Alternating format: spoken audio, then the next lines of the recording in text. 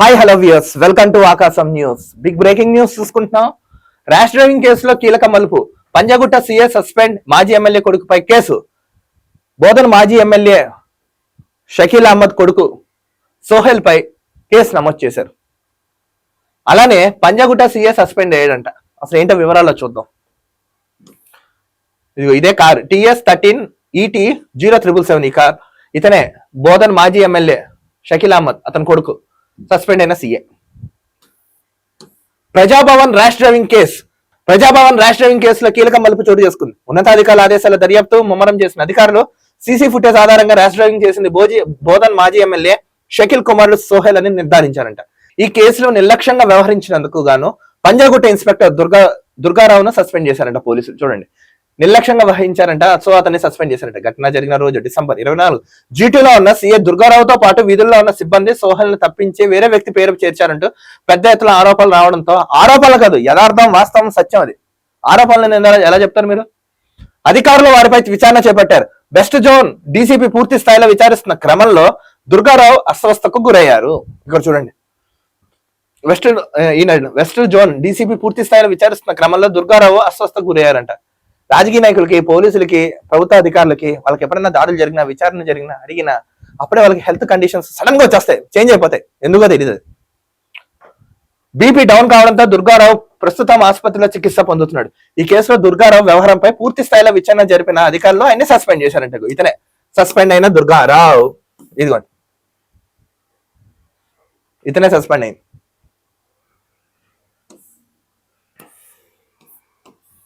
అయితే ఈ నెల 24న అర్ధరాత్రి బోధన్ మాజీ ఎమ్మెల్యే షకీల్ కుమారుడు సోహెల్ ప్రజాభవన్ వద్ద కారుతో బీభత్సం సృష్టించాడు. అవును, అతివేగంతో దూసుకొచ్చిన ప్రజాభవన్ ముందున్న బారికెళ్లను ఢీ కొట్టాడంట. చూడండి, దీంతో అక్కడ డ్యూటీలో ఉన్న పోలీసులు అతను అదుపులోకి తీసుకుని పంజాగుట్ట పోలీస్ స్టేషన్ కు తరలించారు. అక్కడ ప్రజాభవన్ దగ్గర ఉన్న కొంతమంది సెక్యూరిటీ పోలీసు వాళ్ళు ఎవరైతే ఉన్నారో వాళ్ళు పట్టుకుని పోలీస్ స్టేషన్ కు పంపించారంట, పంజాగుట్టకి. ఈ విషయం తెలుసుకున్న షకీల్ అనుచరులు పోలీస్ స్టేషన్ చేరుకుని సోహెల్ తప్పించే ప్రయత్నం చేశారంట.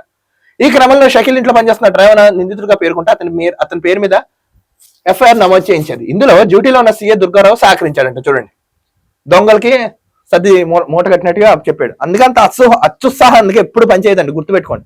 ఏ పోలీస్ అధికారైనా సరే, ప్రభుత్వం తరఫున ఎవరికైనా సపోర్ట్ చేశారో, పోలీస్ అధికారులే కాదు, ప్రభుత్వంలో పనిచేస్తున్న ఎవరైనా సరే, వట్టాసు పలికారా మీ లైఫ్ గోయిందా.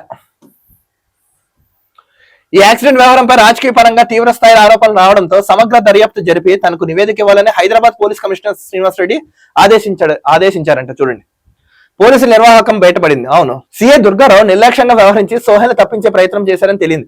కేసును తప్పుతో పట్టించిన దుర్గారావుని వెంటనే సస్పెండ్ చేశారంట.